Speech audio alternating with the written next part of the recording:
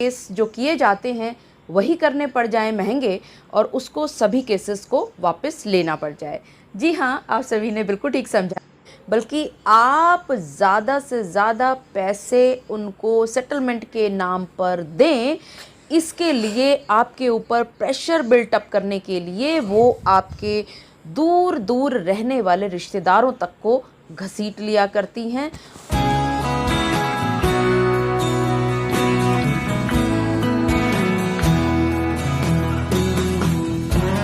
अक्सर आप लोगों ने देखा है और ये महसूस किया है कि आपकी पत्नियां बिना किसी बात के अपने मायके में जाकर के बैठ जाती हैं।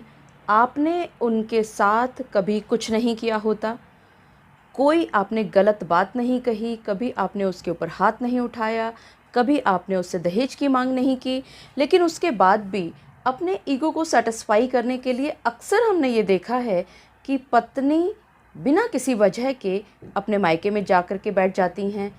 आप कोशिश करते हो उसको बुलाने की, वो नहीं आती, या आप उसको मीडिएशन के लिए बुलाते हो या लीगल नोटिस डिस्पैच करते हो, तो आने की बजाय वो बदले में केस कर दिया करती है। और केस एक जगह नहीं, आपको अलग अलग जगह पे जाना पड़ता है। आपके परिवार के सभी सदस्यों को वो उसमें लपेट लिया करती हैं। तो क्या ऐसा कोई उपाय है कि पत्नी को अपनी तरफ से झूठे केस जो किए जाते हैं वही करने पड़ जाएं महंगे और उसको सभी केसेस को वापस लेना पड़ जाए?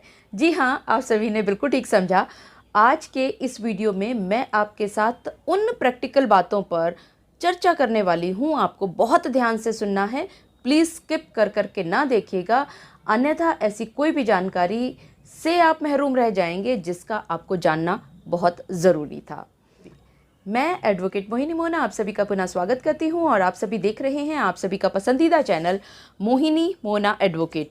अगर आपने मेरे इस चैनल को अभी तक सब्सक्राइब ना किया हो, आप इस कान से सुन करके इस कान से निकाल दिया करते हैं, जिसका खामियाजा आखिरकार आपको ही भुगतना पड़ता है। अब जो ये पत्नियां ये कंप्लेंट लिखा करती हैं कि उनको उनके पति ने निकाल दिया, जो प्रैक्टिकली पॉसिबल नहीं है, खासकर आजकल के समय में।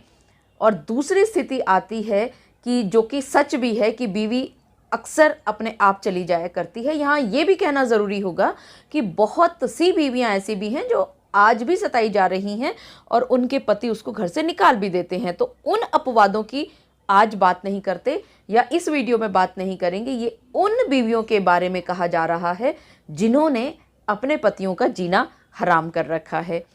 अब ये बीवी खुद चली गई है, उसका कारण कुछ भी हो सकता है। या तो उसकी ईगो हर्ट हुई है, उसको आपका रहन सहन अच्छा नहीं लग रहा है, उसका बातचीत का आपका स्टाइल अच्छा नहीं लग रहा है, या कोई और भी वजह हो सकती है।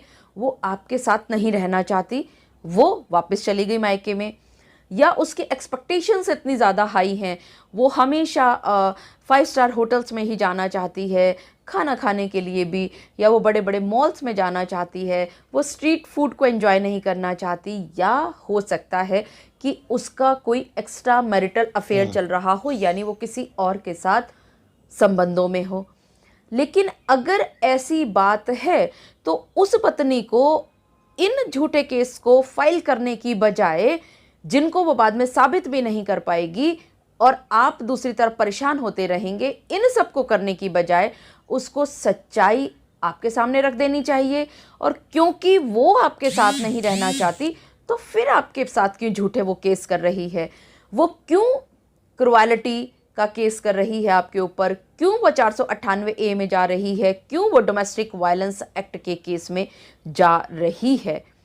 इन सब को करने की बजाय जब भी आप ये महसूस करें कि आपकी पत्नी के कदम अब ठीक नहीं चल रहे हैं, वो कहीं ना कहीं आपको फंसाने की तरफ, वो सबूत इकट्ठे करने के लिए उल्टे सीधे काम कर रही है, तो आपको वहीं पर एविडेंसेस इकट्ठे कर लेने चाहिए।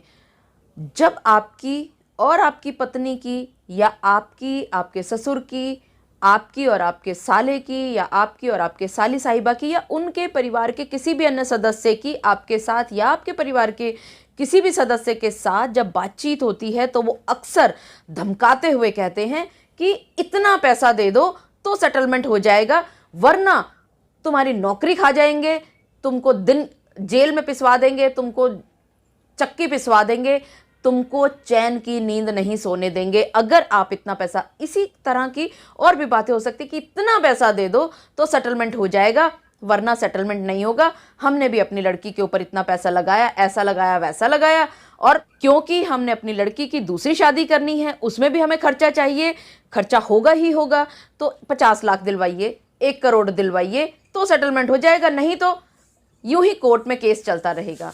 आप मानते हैं ना कि इस तरह की बातें अक्सर आपके साथ हुआ करती हैं, तो आप इन सब चीज़ों का इस्तेमाल क्यों नहीं करते कोर्ट में।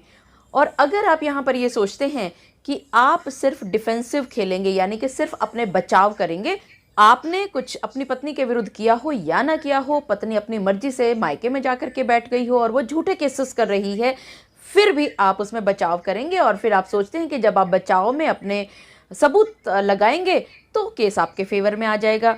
लेकिन क्या आपने कभी ये सोचा है कि ये सब चीज़ें आपके फेवर में आने में कितना ज़्यादा समय लग जाएगा? आप यहाँ पर अटैकिंग मोड में क्यों नहीं आते?